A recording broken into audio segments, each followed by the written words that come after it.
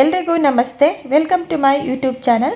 ಇವತ್ತಿನ ವಿಡಿಯೋದಲ್ಲಿ ಸಖತ್ ಟೇಸ್ಟಿ ಹಾಗೆ ಒಂದು ಆರೋಗ್ಯಕರವಾಗಿರುವಂತಹ ಕೇವಲ ಒಂದು 10 ನಿಮಿಷದಲ್ಲಿ ಈಸಿಯಾಗಿ ಮಾಡ್ಕೋಬಹುದಂತಾದ ಬ್ರೇಕ್ಫಾಸ್ಟ್ ರೆಸಿಪಿನ ಮಾಡಿ ತಿಳಿಸ್ಕೊಡ್ತಾ ಇದ್ದೀನಿ. ಈ ಬ್ರೇಕ್ಫಾಸ್ಟ್ ರೆಸಿಪಿನ ನೀವು ಒಂದ್ಸಲ ಟ್ರೈ ಮಾಡಿ ಪದೇ ಪದೇ ಮಾಡ್ತೀರಾ. ಬನ್ನಿ ಯಾವ ರೀತಿ ಮಾಡೋದು ಅಂತ ನೋಡ್ಕೊಳ್ಳೋಣ. ಮೊದಲು ನಾನಿಲ್ಲಿ ಒಂದು ಮಿಕ್ಸಿಂಗ್ ಬೌಲ್ಗೆ 1 ಕಪ್ನಲ್ಲಿ ಅಳತೆ ಮಾಡಿಕೊಂಡು 1 ಕಪ್ ಆಗೋಷ್ಟು ನಾನಿಲ್ಲಿ ಮಾಡಲಿಕ್ಕೆ ಬಳಸುವಂತಹ ರವೆನ ತಗೊಂಡಿದ್ದೀನಿ, ಅಂದರೆ ಮೀಡಿಯಂ ಸೈಜ್ ರವೆ. ನಂತರ ಇದಕ್ಕೆ ನಾನಿಲ್ಲಿ ಯಾವ ಕಪ್ನಲ್ಲಿ ರವೆನ ಅಳತೆ ಮಾಡಿ ತಗೊಂಡಿದ್ದೆ ಅದೇ ಕಪ್ನಲ್ಲಿ 3/4 ಕಪ್ ಆಗೋಷ್ಟು ನೀರನ್ನು ಸೇರಿಸಿ ಇದನ್ನು ಮಿಕ್ಸ್ ಮಾಡ್ಕೊಳ್ತಾ ಇದ್ದೀನಿ.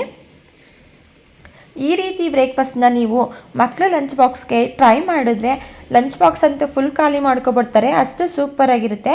ನಂತರ ಇದಕ್ಕೆ 1/4 ಕಪ್ ಆಗುವಷ್ಟು ಮೊಸರು, ಸಣ್ಣದಾಗಿ ಕಟ್ ಮಾಡಿ ಇಟ್ಕೊಂಡಿರುವಂತಹ ಸ್ವಲ್ಪ ಕ್ಯಾರೆಟನ್ನು ಸೇರಿಸ್ಕೊಳ್ತಾ ಇದ್ದೀನಿ.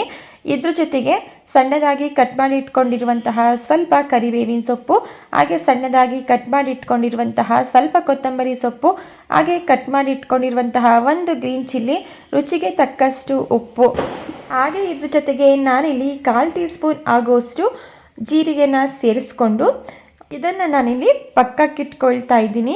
ನೆಕ್ಸ್ಟ್ ನಾನಿಲ್ಲಿ ಒಂದು ಮಿಕ್ಸರ್ ಜಾರ್ ತಗೊಂಡಿದ್ದೀನಿ. ಮಿಕ್ಸರ್ ಜಾರ್ಗೆ ಕ್ಲೀನ್ ಮಾಡಿ ವಾಶ್ ಮಾಡಿ ಇಟ್ಕೊಂಡಿರುವಂತಹ 1 ಇಡಿಯಷ್ಟು ನಾನಿಲ್ಲಿ ಪಾಲಕ್ ಸೊಪ್ಪನ್ನು ಸೇರಿಸ್ಕೊಳ್ತಾ ಇದ್ದೀನಿ.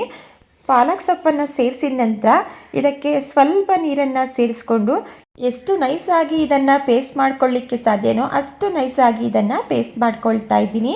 ಈಗ ಇದು ಆಗಿದೆ, ನೀವಿಲ್ಲಿ ನೋಡ್ತಾ ಇರ್ಬೋದು. ನೋಡಿ, ನಾನಿಲ್ಲಿ ಇಷ್ಟು ನೈಸಾಗಿ ಪಾಲಕ್ ಸೊಪ್ಪನ್ನು ಪೇಸ್ಟ್ ಮಾಡ್ಕೊಬಂದಿದ್ದೀನಿ. ನೆಕ್ಸ್ಟ್ ನಾನು ಗ್ರೈಂಡ್ ಮಾಡಿಟ್ಕೊಂಡಿರುವಂತಹ ಪಾಲಕ್ ಸೊಪ್ಪನ್ನು ಇಟ್ಕೊಂಡಿರುವಂತಹ ರವೆ ಮಿಶ್ರಣಕ್ಕೆ ಸೇರಿಸ್ಕೊಂಡು ಚೆನ್ನಾಗಿ ಇದನ್ನು ಮಿಕ್ಸ್ ಮಾಡ್ಕೊಳ್ತಾ ಇದ್ದೀನಿ. ನಾವಿಲ್ಲಿ ತಗೊಂಡಿರುವಂತಹ ಎಲ್ಲ ಪದಾರ್ಥಗಳು ಚೆನ್ನಾಗಿ ಹೊಂದ್ಕೋಬೇಕು, ಆ ರೀತಿ ನೋಡಿ ಇದನ್ನು ಮಿಕ್ಸ್ ಮಾಡ್ಕೊಳ್ಳಿ. ಮಿಕ್ಸ್ ಮಾಡ್ಕೊಂಡಿದ ನಂತರ ಇದಕ್ಕೆ 2 ಟೀ ಸ್ಪೂನ್ ಆಗೋಷ್ಟು ಎಣ್ಣೆನ ಸೇರಿಸ್ಕೊಳ್ತಾ ಇದ್ದೀನಿ. ಎಣ್ಣೆನ ಸೇರಿಸೋದ್ರಿಂದ ರವೆ ಬೇಯಿಸ್ಕೋಬೇಕಾದ್ರೆ ಒಂದಕ್ಕೊಂದು ಅಂಟೋದಿಲ್ಲ. ಹಾಗೆ ನಾನಿಲ್ಲಿ ಸ್ವಲ್ಪ ಅಡುಗೆ ಸೋಡನ್ನ ಸೇರಿಸ್ಕೊಳ್ತಾ ಇದ್ದೀನಿ. ಇದು ಕಂಪ್ಲೀಟಾಗಿ ಆಪ್ಷನಲ್, ಬೇಕು ಅಂದರೆ ಸೇರಿಸ್ಕೋಬೋದು, ಇಲ್ಲ ಅಂದರೆ ಸ್ಕಿಪ್ ಮಾಡ್ಕೊಳ್ಳಿ. ಸ್ವಲ್ಪ ಲೈಟಾಗಿ ಸೋಡಾನ ಸೇರಿಸೋದ್ರಿಂದ ಈ ಬ್ರೇಕ್ಫಾಸ್ಟ್ ರೆಸಿಪಿ ಪಫಿಯಾಗಿ ಉಬ್ಬಿ ಬರುತ್ತೆ. ಈಗ ಬ್ರೇಕ್ಫಾಸ್ಟ್ ರೆಸಿಪಿನ ಮಾಡಲಿಕ್ಕೆ ಈ ಮಿಶ್ರಣ ರೆಡಿ ಆಯಿತು. ಈಗ ಇದನ್ನು ಪಕ್ಕಕ್ಕಿಟ್ಟು ನೆಕ್ಸ್ಟ್ ನಾನಿಲ್ಲಿ ಒಂದು ಈ ರೀತಿ ಈಕ್ವಲ್ ಆಗಿರುವಂತಹ ಪ್ಲೇಟ್ ತಗೊಂಡಿದ್ದೀನಿ. ಅದಕ್ಕೆ ನಾನಿಲ್ಲಿ ಸ್ವಲ್ಪ ಎಣ್ಣೆನ ಅಪ್ಲೈ ಮಾಡ್ಕೊಳ್ತಾ ಇದ್ದೀನಿ. ನೋಡಿ, ಪ್ಲೇಟ್ ಎಡ್ಜ್ ಏನಿದೆ ಅಲ್ಲೂ ಸಹ ನಾವು ಎಣ್ಣೆನ ಅಪ್ಲೈ ಮಾಡ್ಕೋಬೇಕಾಗುತ್ತೆ. ನೆಕ್ಸ್ಟ್ ನಾನಿಲ್ಲಿ ಈ ಪ್ಲೇಟ್ಗೆ ನಾವು ಮಿಕ್ಸ್ ಮಾಡಿ ಇಟ್ಕೊಂಡಿರುವಂತಹ ರವಾ ಮಿಶ್ರಣ ಏನಿದೆ ಅದನ್ನು ನಾನಿಲ್ಲಿ ಸೇರಿಸ್ಕೊಂಡು ಈಕ್ವಲ್ ಮಾಡ್ಕೊಳ್ತಾ ಇದ್ದೀನಿ. ವೆರಿ ಸಿಂಪಲ್ ಆಗಿ ತುಂಬ ಅಟ್ರಾಕ್ಟಿವ್ ಆಗಿ ಕಾಣುವಂತಹ ಬ್ರೇಕ್ಫಾಸ್ಟ್ ರೆಸಿಪಿ ಇದು. ನೋಡಿ, ಈಗ ಇದು ಆಗಿದೆ. ಈ ಕಡೆ ನಾನಿಲ್ಲಿ ಒಂದು ಅಗಲವಾಗಿರುವಂತಹ ಪ್ಯಾನ್ನಲ್ಲಿ ನೀರನ್ನು ಸಹ ಬಿಸಿಯಾಗಲಿಕ್ಕೆ ಇಟ್ಟಿದ್ದೆ. ನಾವು ರವಾ ಮಿಶ್ರಣನ ಸೇರಿಸ್ಕೊಂಡಿರುವಂತಹ ಪ್ಲೇಟ್ನ ಈ ರೀತಿ ಪ್ಯಾನಲ್ಲಿ ಇನ್ಸರ್ಟ್ ಮಾಡಿ ಇದ್ರ ಮೇಲೆ ನಾನು ಒಂದು ಲಿಡ್ಡನ್ನು ಕ್ಲೋಸ್ ಮಾಡಿ ಮೀಡಿಯಂ ಫ್ಲೇಮಲ್ಲಿ ಇಟ್ಟು ಒಂದು 5 ರಿಂದ 6 ನಿಮಿಷಗಳ ಕಾಲ ಚೆನ್ನಾಗಿ ಇದನ್ನು ಬೇಯಿಸ್ಕೊಳ್ತಾ ಇದ್ದೀನಿ. ಈಗ ನೀವಿಲ್ಲಿ ನೋಡ್ತಾ ಇರ್ಬೋದು, ಈಗ ಇದು 5 ರಿಂದ 6 ನಿಮಿಷ ಆಗಿದೆ. ಈಗ ಇದು ಕಂಪ್ಲೀಟಾಗಿ ಬೆಂದಿದೆ. ನಾನಿಲ್ಲಿ ಫೋರ್ಕ್ ಸ್ಪೂನನ್ನು ಚುಚ್ಚಿ ಚೆಕ್ ಮಾಡ್ತಾ ಇದ್ದೀನಿ. ಸ್ಪೂನ್ಗೆ ಸ್ವಲ್ಪನೂ ಸಹ ಅಂಟ ಇಲ್ಲ. ನೆಕ್ಸ್ಟ್ ನಾನಿಲ್ಲಿ ಇದನ್ನು ಪ್ಯಾನಿಂದ ರಿಮೂವ್ ಮಾಡಿ ಕಂಪ್ಲೀಟಾಗಿ ತಣ್ಣಗಾಗಲಿಕ್ಕೆ ಬಿಟ್ಟಿದ್ದೆ. ತಣ್ಣಗಾಗಿದ ನಂತರ ನಿಮಗೆ ಯಾವ ಶೇಪಲ್ಲಿ ಬೇಕೋ ಆ ಶೇಪಲ್ಲಿ ಇದನ್ನು ಕಟ್ ಮಾಡಿಕೊಂಡು ಸರ್ವ್ ಮಾಡ್ಕೊಳ್ಳೋದು ಅಷ್ಟೇ.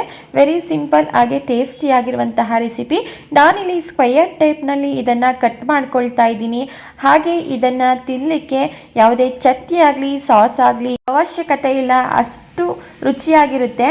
ಹಾಗೆ ನೀವಿಲ್ಲಿ ನಿಮಗೆ ಇಷ್ಟವಾಗಿರುವಂತಹ ಯಾವುದೇ ವೆಜಿಟೇಬಲ್ಸ್ ಆಗಲಿ ಸಣ್ಣದಾಗಿ ಕಟ್ ಮಾಡಿ ಸೇರಿಸ್ಕೋಬೋದು. ಈ ರೀತಿ ಕಲರ್ಫುಲ್ಲಾಗಿ ಬ್ರೇಕ್ಫಾಸ್ಟ್ನ ಮಕ್ಕಳಿಗೆ ಮಾಡಿಕೊಟ್ರೆ ತುಂಬಾ ಇಷ್ಟಪಟ್ಟು ತಿಂದು ಖಾಲಿ ಮಾಡ್ತಾರೆ. ಹಾಗೆ ತರಕಾರಿನ ತಿಂದೇ ಇರೋ ಮಕ್ಕಳುಗಳಿಗೆ ಈ ರೀತಿ ಸಣ್ಣದಾಗಿ ತರಕಾರಿಗಳನ್ನ ಹೆಚ್ಚಿ ಈ ರೀತಿ ಬ್ರೇಕ್ಫಾಸ್ಟ್ನ ಮಾಡಿಕೊಟ್ರೆ ಅವರು ಕೂಡ ವೆಜಿಟೇಬಲ್ಸ್ನ ತಿಂದಾಗುತ್ತೆ. ಈಗ ನೀವು ಇಲ್ಲಿ ನೋಡ್ತಾ ಇರ್ಬೋದು ಎಷ್ಟು ಪಫಿಯಾಗಿ ತುಂಬಾ ಸಾಫ್ಟ್ ಆಗಿ ಈ ಬ್ರೇಕ್ಫಾಸ್ಟ್ ರೆಸಿಪಿ ಬಂದಿದೆ ಅಂತ ಹೇಳಿ.